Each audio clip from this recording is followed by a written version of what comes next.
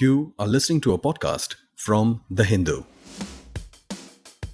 Do you remember from our childhood the constant representation of time on the small screen was? मैं समय हूं. Oh, Mahabharat. Yes, we had the opening sequence of Mahabharat, which was voiced by Harish Bhimani, a person we never saw, but a person who, There was this revolving chakra. yes, kind of remained constant in at least the growing up years of our lives. I am Jacob Koshy. And I'm Sobhana Nair, and this is the Rearview.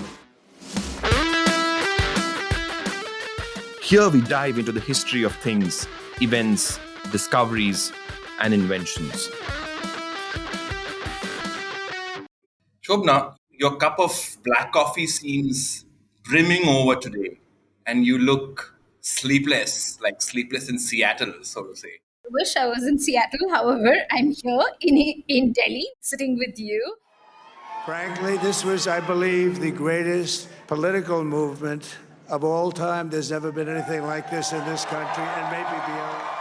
We have been obsessively tracking US election, not because I have to report it, but just because I was really obsessed with the Trump versus Harris contest. And I have the time difference between India and US was such that even obsessively tracking US elections has been difficult because you have to wake up at odd times or sleep later than your usual time. And Keeping track of all these times is this eternal challenge.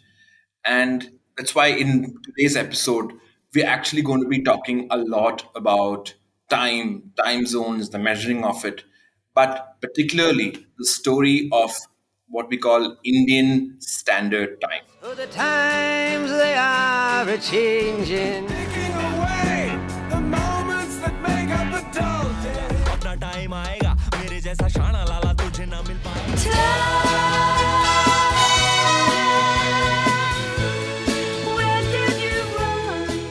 Human civilization in general has divided time in just two or three basic ways.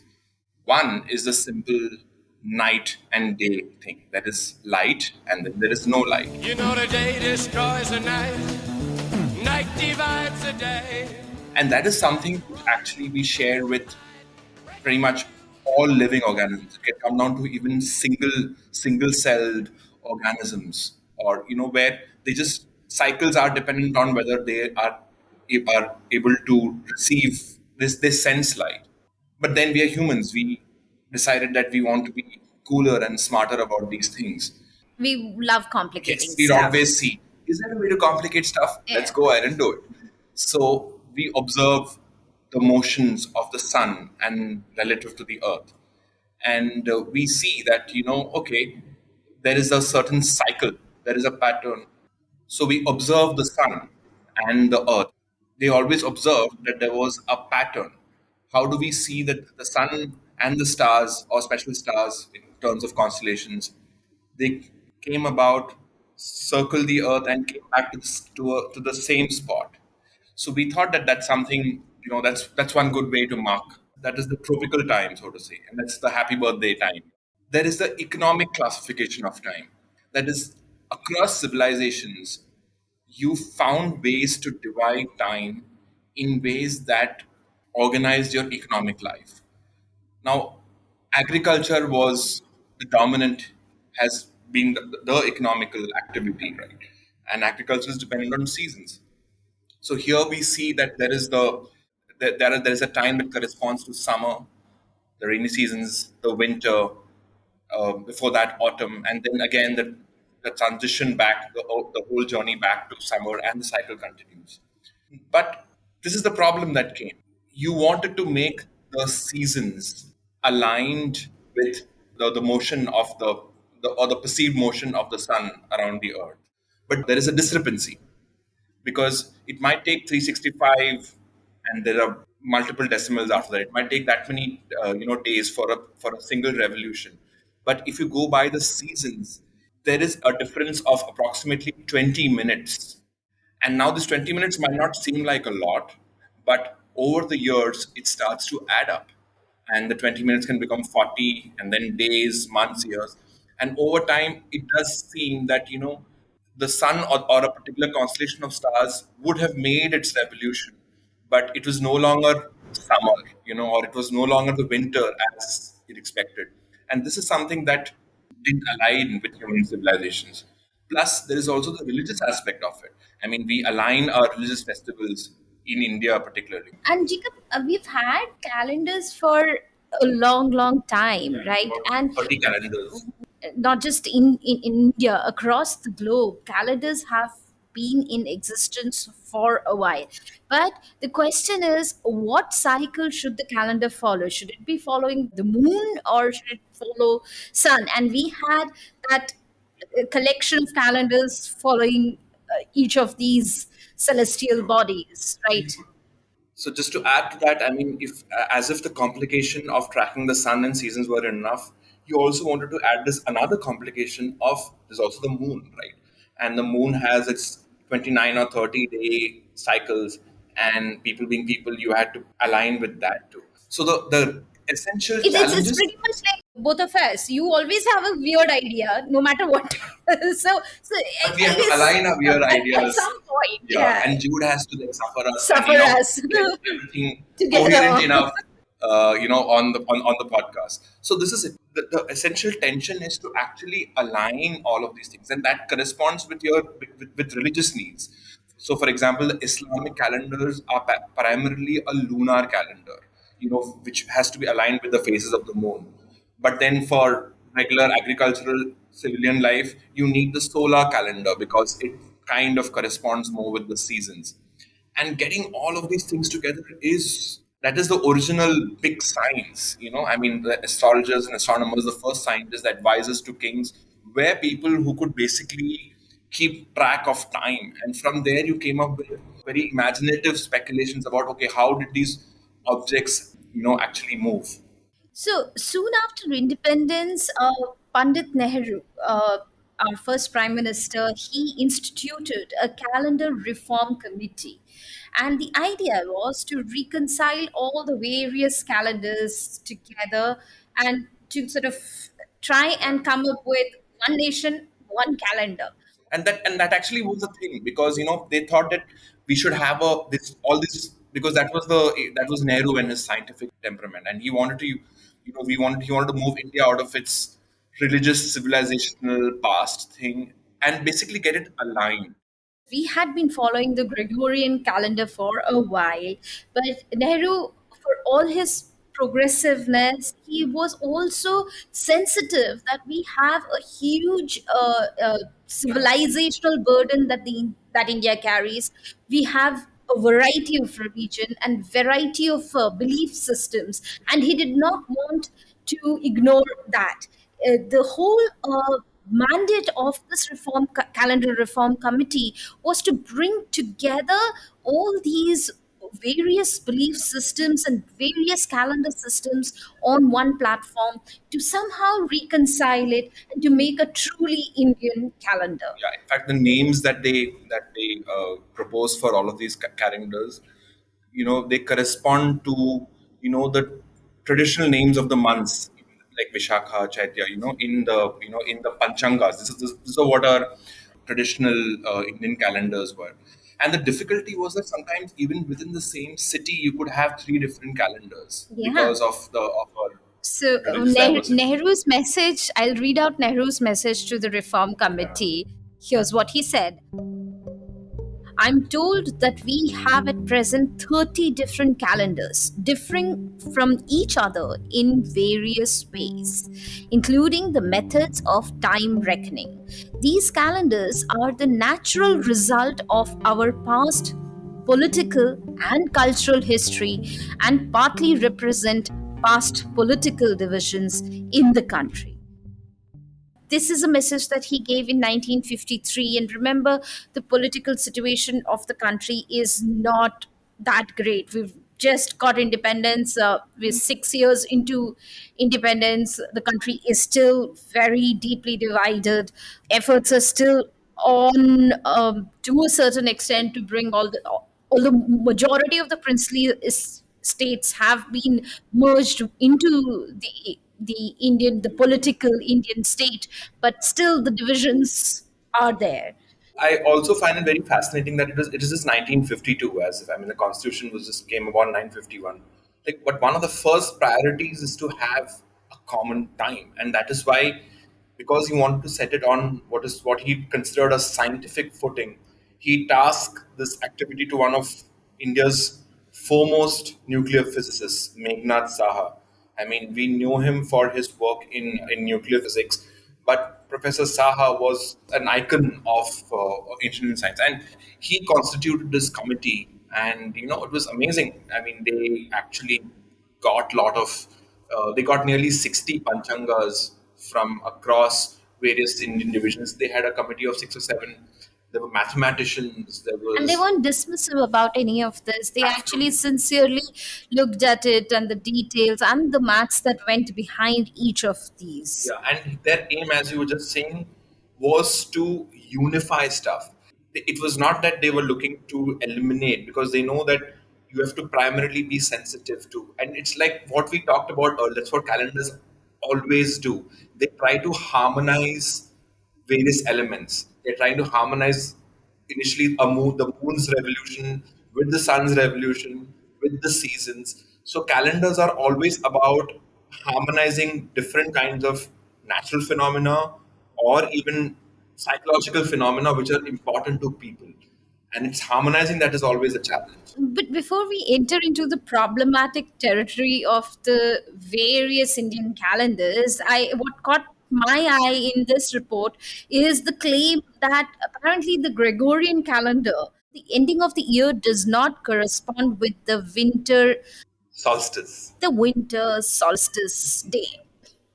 It's what we were talking about earlier. I mean, you had to match the tropical or the sidereal year, of the sun, apparently moving around the earth, and the seasons.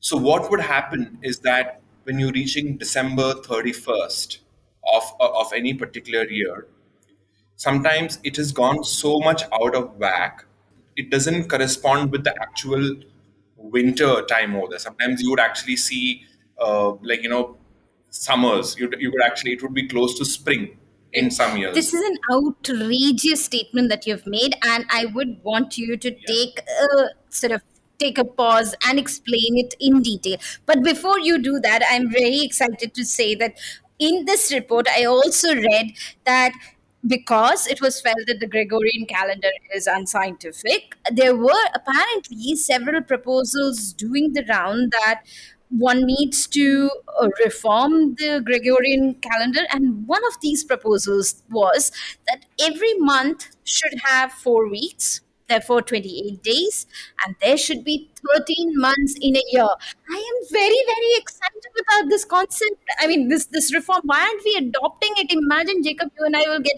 1 month's extra salary. So we actually already have that. So in many Hindu calendars, this discrepancy is already taken part, already is accommodated in this concept called Adhik Mas. So in every particular cycle, there are some years, in which they actually add something called a 13th month. And that is how the Hindu, Why doesn't our HR know about this because 13th we are month? completely Gregorian calendar based. So not fair. So not fair. The Gregorian calendar had the same problems as other calendars too. It is all about how do you assign, how do you keep you. But it is possible to calculate in advance which are the years that are going to be out of whack. So what was the solution to the Gregorian calendar is that you had these 12 months, but you kept putting in an arbitrary number of days. So you would have 30 days for some and 31 for some, and February for some reason is just 28 days. Except, and the Gregorian calendar was, except every fourth year, or you have to basically see that the year is a multiple of four. You keep adding a 29th day.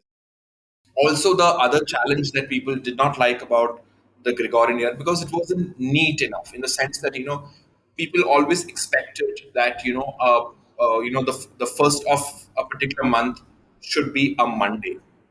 Really? Yeah, I mean, if you have a very consistent it should ideally work with that. When that is exactly what these calendars cannot do, right? I mean, the first of months sometimes can be a Friday, sometimes So, that's what we live with. so Jacob, take a pause again. I think you're complicating like other human beings do. And since I'm better than rest of the human beings, I will explain this Yeah. problem with the Gregorian calendar and why it is not accurate. Apparently, the Gregorian calendar is 27 seconds longer than the tropical year, which means it's off by one day every 3,236 years. You can see how that adds up. Yeah, and the Gregorian calendar uses a more complex leap year rule than the previous calendars, with 97 leap years in every 400 years. So we are told, at least when we were in school, we were told that leap year comes once in 4 years. Apparently, that's not the case. So because again, that is a rule. It'll work for most people for several generations, right? I mean, you people didn't have to bother with beyond their lifetimes and a few lifetimes after that, right? But eventually, these things get out of whack, and when that generation have to bear with the consequences of that, that is when there has always been calendar reforms, and and then when kings basically start their rules. I mean, calendars are based on the rules of certain kings. There's a Shakya calendar, or that is a very common practice. If you were a king and you had a calendar of your own, what would be its Jacobean unique? calendar. Yeah, what would be its unique selling point? Well, I'd be Would you remove my all? birthday would be a holiday like all the Caesars and everybody else. Yeah, okay. That's one thing. And Yeah, will you remove Mondays? while I did, I'd probably remove Tuesdays also. I'd extend the time of Sundays, by the way. But I'd make the weekends longer, right? Yeah. I mean, anyway, we have most of the world So trying I to. have a better proposal. We should have 3 days. We have 7 days in a week. We should have 3.5 working days and 3.5. The weekend should be 3.5 days long. 3.5. Because we believe in harmonizing everything, don't So, we? like, wait, Yeah. the Sobhana That's calendar. that's the whole point of this conversation, Jacob. We're talking about harmony and unification. Yes. So the Meghnad Saha's committee, after a lot of deliberation, they finally said that secular India, should shift to a consistent calendar. And in his innovation, this calendar's main purpose would that it would align the Indian festivals also. Like, all the religious festivals, like some festivals that are supposed to come in summer would consistently be in summer, those in winter, etc., etc. And it also would align with the Gregorian calendar, because let's face it, the Gregorian calendar is the calendar that has been in use, across the year. So this was his innovation. His innovation was that, number one, it was consistent with Gregorian. So in a Gregorian calendar, every 4 years is a leap year, right? Except that, if that number is, let's say, has is a multiple of 100, let's say 2100. Now 2100 you have to divide by 4. Only if it is a multiple of 4 would you consider it a leap year. Oh, But okay. otherwise, normal years, it's not just every 4 years. So once in a while, you will have this situation where you have to fix for it. This thing was also incorporated within the Indian calendar. But the other thing was, the new Indian calendar would have the usual 12 months. The first 6 months would have 31 days straight. None of the 28, 29 business of February. So the So first no six, need to use your knuckles to learn which absolutely not. month has how many days. You remember the knuckle Yes, yeah. trick? All the mnemonics that teachers would teach us. So that goes, and the next 6 months would be 30 days. But only in a leap year, the first month, that is Chaitra one, that would be 31 days. Whereas in a normal regular year, it's the first month would be 30 days. That But is the but did we really follow the calendar? I mean, what is the status right now? Because unfortunately, like all things, in the real world, wonderful, yeah.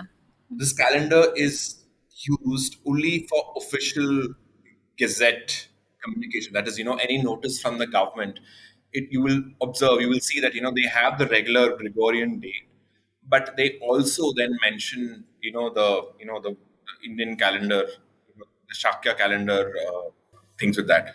The other great thing that he had done was, he would say, for example, summers would come in the months of Vaishakha and Jeshta. The rains would come in the months of Ashad and Shravana. Spring would be Falgun and Chaitra. So he basically, there is this calendar which would align everything and keep everything in sync. Plus, this calendar is also aligned with the normal Gregorian calendar for the rest of So the world. somewhere like a midway between the Gregorian calendar and the various Indian religious calendars. And in fact, he also looked not just at the Hindu calendars, he also looked at the Muslim calendars, the Jain calendars, the various So the 30 odd. Islamic calendars were pretty much left untouched because that is a completely lunar calendar. But they also gave a system of calculations, like how do you calculate the lunar dates? I mean, that was again one of the recommendations that actually came from this thing, and Because the it's fairly Gregorian lovely. calendar is a solar It's calendar. a completely solar calendar. It does not really, yeah, because there are no real lunar festivals, at least in the in the Christian traditions, particularly. It is interesting. Therefore, it also brings us to. I mean, one of the conclusions that I draw from whatever you've told me so far is that Gregorian calendar was adopted by a vast number of people because it was more of a religious diktat. But here, Meghnad Saha or Pandit Jawaharlal Nehru, in their secular wish, wanting to come up with a secular calendar, it did not sort of, it wasn't adopted because there was no sort of religious fervor backing it. I think there were not enough buyers for. But there was also, even prior to at least around the time that this was being discussed, India had actually sent a proposal to the United Nations, wherein they said that they would support the creation of a new world calendar that actually wanted to reform, that wanted to build on the the discrepancies within the Gregorian calendar. So as I said, I mean, even the Gregorian calendar at the end of it is a It's not religious calendar. perfect. Right? Yeah. I mean, its main point at at core, it wanted to ensure that the winter solstice, that is December 25th, when around that time, it corresponded with Christmas. It had to, Jesus Christ's birth date had to coincide with that. So it too was a complete religious calendar. And in some countries, it took 200 years before people opposed it, simply because many Protestant countries refused to accept a Catholic country. And the Gregorian calendar itself was a modification on the Julian calendar that was before it, which is why you have Julius Caesar said that I'm Julius Caesar, I need 31 days in my on my month where I'm born. So everything, all calendars are always arbitrary. There is, Arbitrary, yes, but I guess a bit of a religious push helps yeah. people embracing it. And Uh, modern secular India thought that science would be the new religion, which Religion, would however, unite all the our many religions. yeah, But that unfortunately, is that. that's not the case. Who knows where the time goes? But since we are talking about calendars and you're practically tripping over it, we should talk about another unifying concept, which is the concept of standard time. Again, a unification process, right? But we always had this different times in India, right? Yeah, not just India, it is only by the end of the 19th century that countries across the world started using a standard time. Standard time is actually a very recent concept. It only dates as far as the end of the 19th century. Uh, Till then, each country would follow a local time of some central observatory within its territory, and the time difference between adjacent countries were inconveniently complex. It was a troublesome matter to ascertain the time in any one country which corresponded with the given time in any other country. It is only in the last 2 decades of the 19th century that most of the countries of the world have adopted a system by which the time that is kept by twin clocks is referred to common standard time, namely the meridian of Greenwich. Again, it kind of, just to reference back, what we discussed earlier, that we wanted to set clocks according to our economic activity. When your primary economic activity was agriculture, that is why we made the calendars that we did, right? But now the economic activities have changed. I mean, we are into the industrial age. This is the age of railways. This is the age of factories.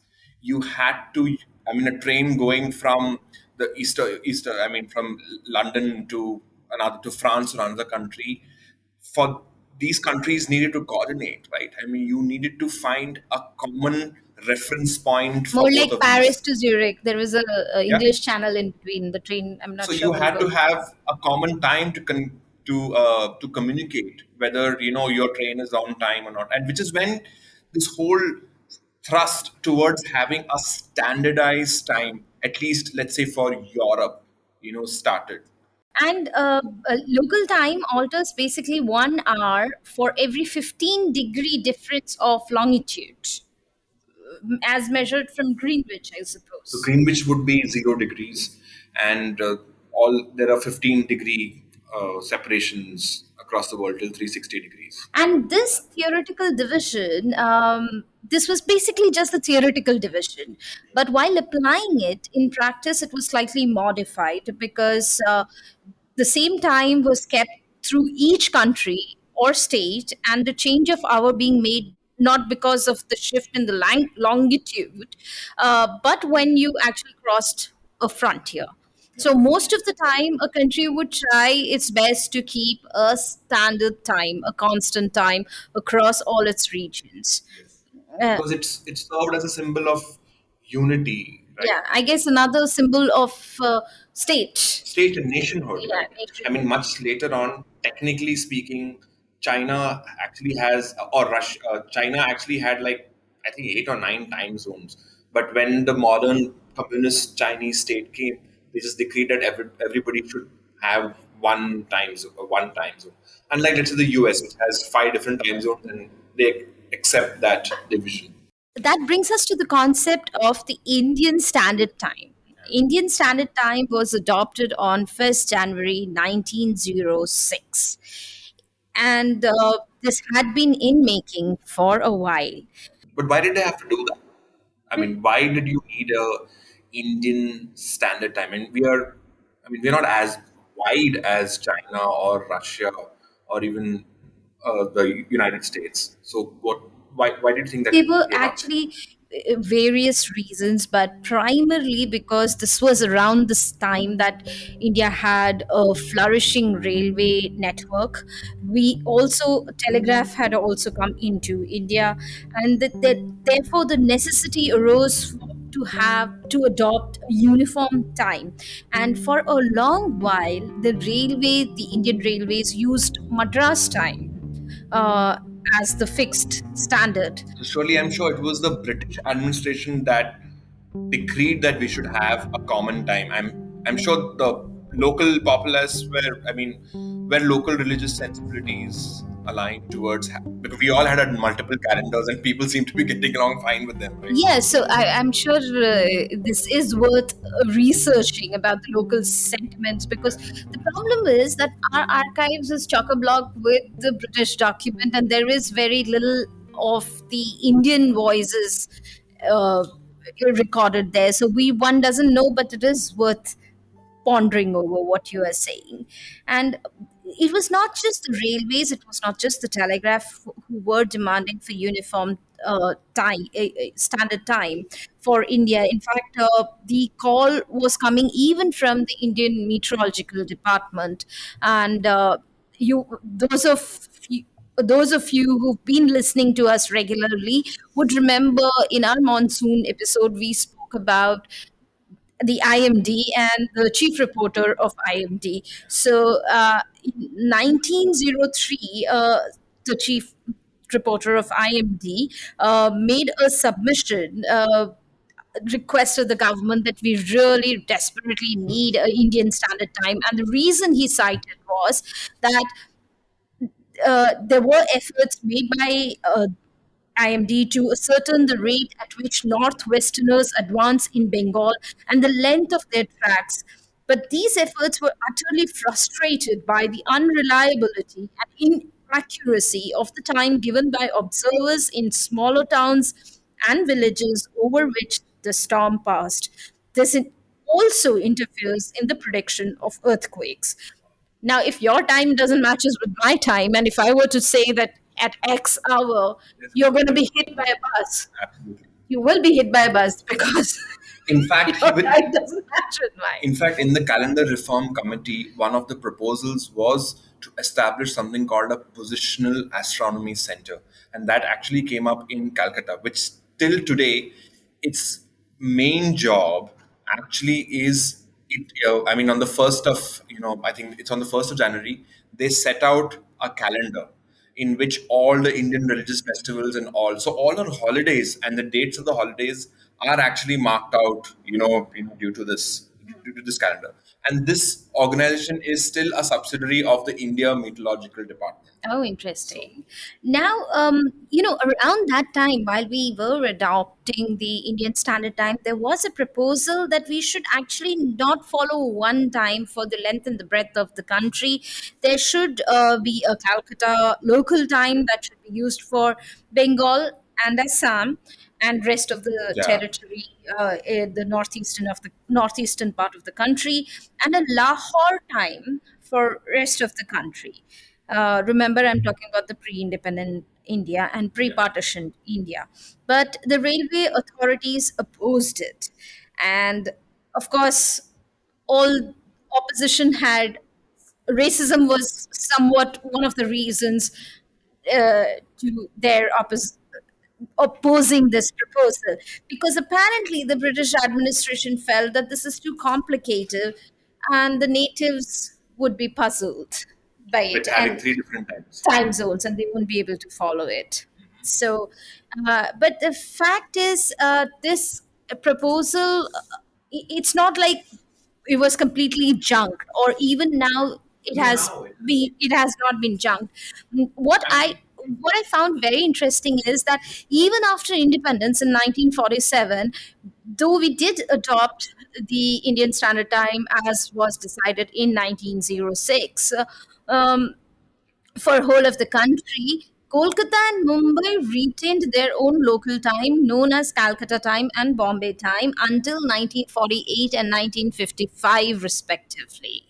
Super fascinating. So, what is the actual time difference between Calcutta and Bombay times? So, see, these two time zones were adopted in 1884 before Indian Standard Time came about.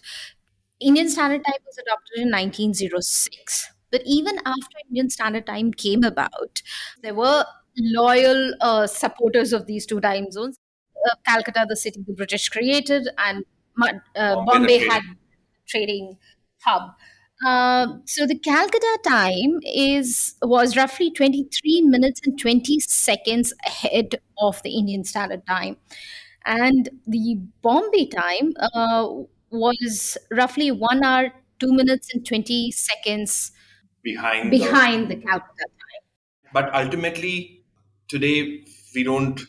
Though actually, it is there are many popular references to both of these times, and but ultimately we settle down to the middle. I mean, to the meridian that runs 82.5 degrees, cutting across. That's all we learn from our school books. Like Allahabad is Indian Standard Time.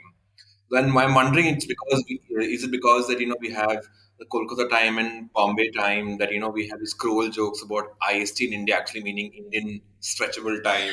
How nobody just comes up when they're supposed I to. was wondering when this joke will come. It's come. You've been It was raring there to in the crack arsenal for a long time. It just had to drop. yes. No, but the interesting bit is that the demand to have multiple time zones, which was alive in hundreds is still alive. It's not gone. Now, in 2014, then Assam Chief Minister Tarun Gogoi urged Assam residents to switch to Bagan time, which is roughly an hour ahead of the IST. And his argument was that it will help save on daylight, energy, and productivity.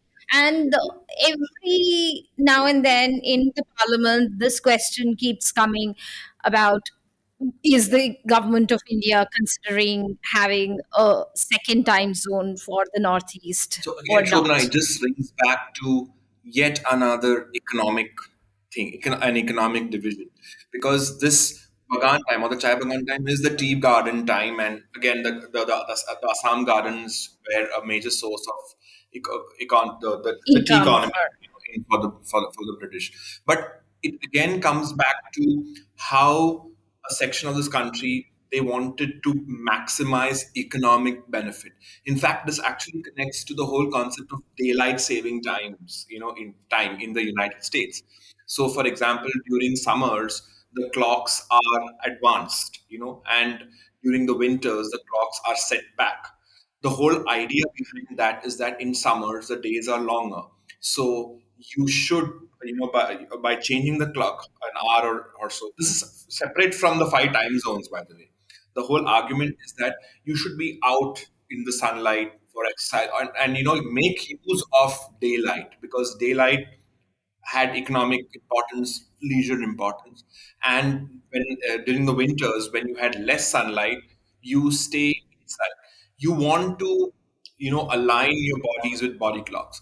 And in fact, the idea of of having daylight saving times was mooted by Benjamin Franklin.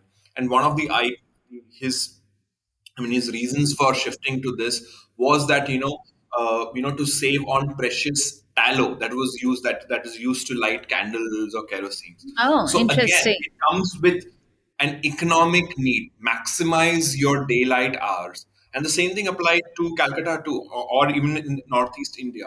The whole idea was that why is that when the sun rises so much earlier in the Northeast India and much later, why shouldn't not the northeast of India make use of that sunlight? And otherwise, by the time it is 6 o'clock in India, it is In the rest of in the the rest of the country. country, You have it's already 7:30, in 7:30 in the morning, and the day also ends earlier over there, and offices is closed and go by. So this urge, which started out right from our 1900s to use standardized time for economic benefit, is the driving reason as to why we wanted to but standardize times. clearly, Jacob, from our conversation, it is evident that if there were enough economic reasons, then they could possibly, we could, India could have multiple time zones in the future. That brings me to the question on who's India's timekeeper, who keeps time. It's the CSR NPL, which is National Physical Laboratory, and it's not located too far from where we're sitting right now. They are kind of the arbiters of Indian Standard Time, because they have the most accurate clocks right now. And it is the time that when they say it's 12 p.m., I mean, we we derive all our clocks derive from the time that they have it. And they in turn take their measurements from the International Bureau of Weights and Measures, which is in France. So this again is an association of all countries where we have coordinated to have a common time. In fact, now that we're talking of all this time in seconds, it's so hard and it's so complicated to actually define what even a second is. Right now, the definition of a second, for example, is the time it takes for a cesium 133 atom to complete 9.1 billion cycles of radiation.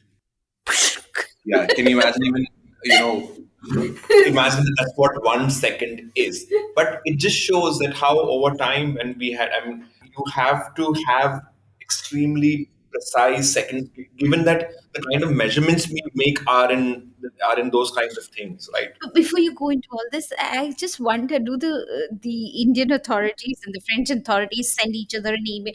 Excuse me, what is the time today? Do And they they sort actually, of exchange notes on a day not on a basis? daily basis. Now it is just automatic. Now they have routine conferences where they decide on newer. Are there other even more accurate ways, Of of defining finding a out. second, or what are the problems with probably the cesium-133 atom that would probably make the clocks go off? I don't know, in like a million years, something like that. So these are the kind of things that occupy their minds. Time, come to think of it, time appears deceivingly simple, but it is a It is the deeply most complicated. right. We've been talking all this while about this need to standardize times, so which means there is always we all know that it is when we call what we call as a clock. I mean, we imagine a clock as something with two hands and stuck on our walls, and we set things to that. And the moment the clock goes off, you see another clock which you believe is right and try to set the previous clock and find right. So we actually live life by coordinated by arbitrary clocks. Confusion never stops.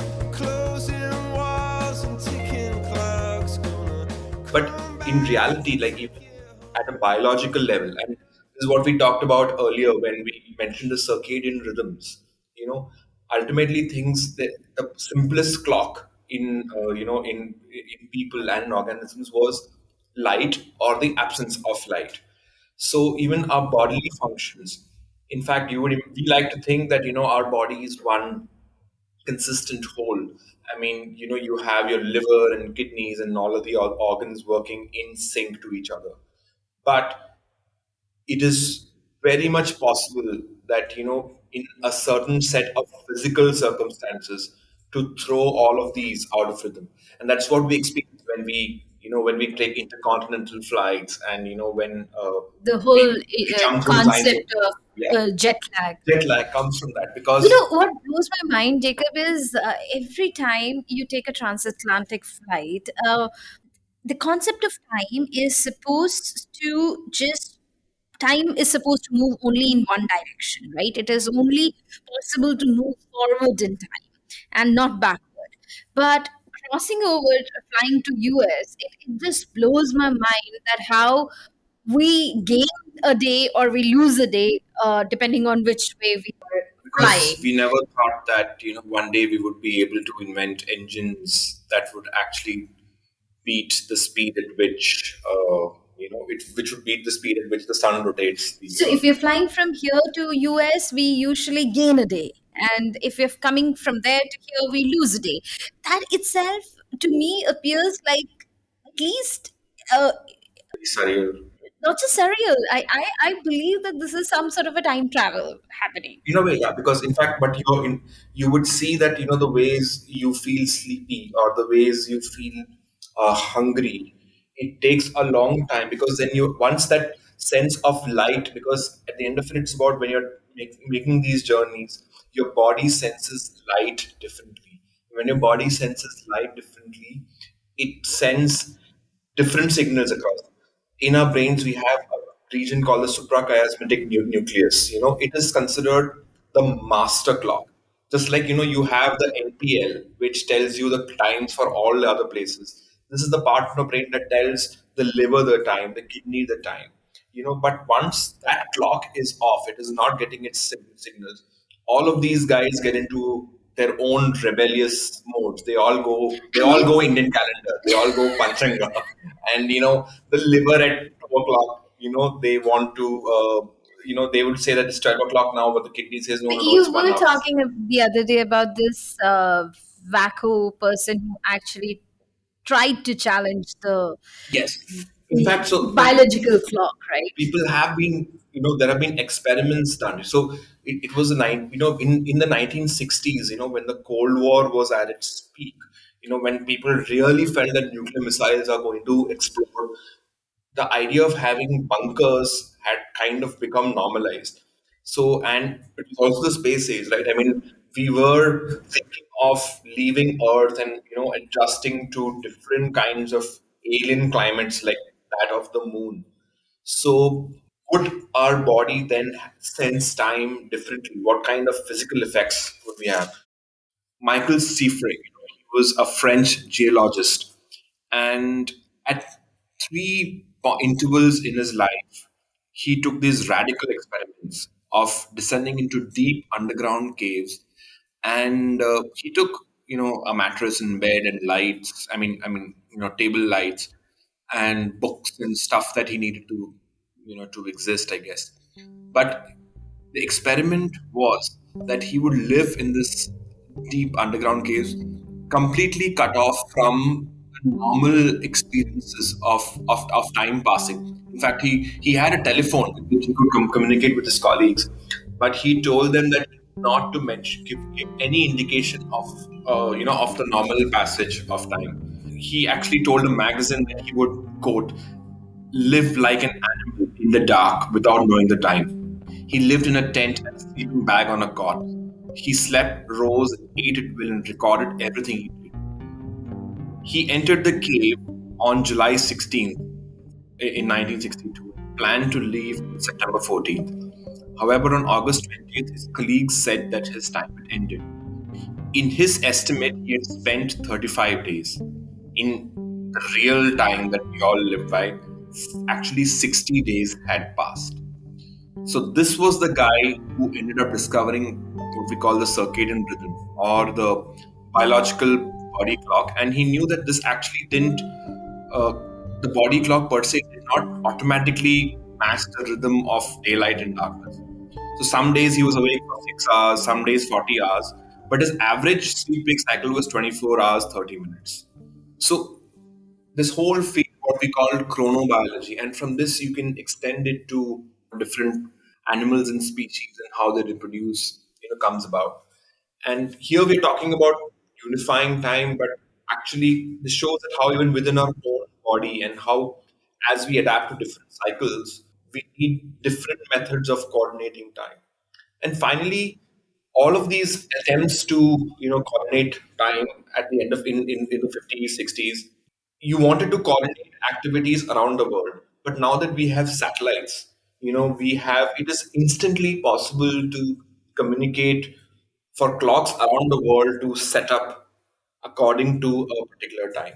So there really now is no practical need to actually come up with newer and newer calendars, or different people, different organizations coming up with their own calendars, because you can just have an international body like the International Bureau of the French of Measures and Weights, the French body, and they have similar bodies all across different countries. They coordinate, they meet, and you can set up your clocks in ways in such discrete ways that we can all get around our different time zones, move and travel without there being the chances of trains conflicting, because one station master thought it was 4 o'clock and the other thought it was 4:30. So we've now moving in different time zones, different ways. But yeah, I guess we could talk forever about Yes. time, but we don't have a forever No, we don't. We don't. Time because is. our podcast has run out of time. Jude is, our producer Jude is angrily staring at us and telling us to wrap up because that's all the time That's all the time that we all have. have. Till we see you next time, it's goodbye from me, Shobhana. And Jacob.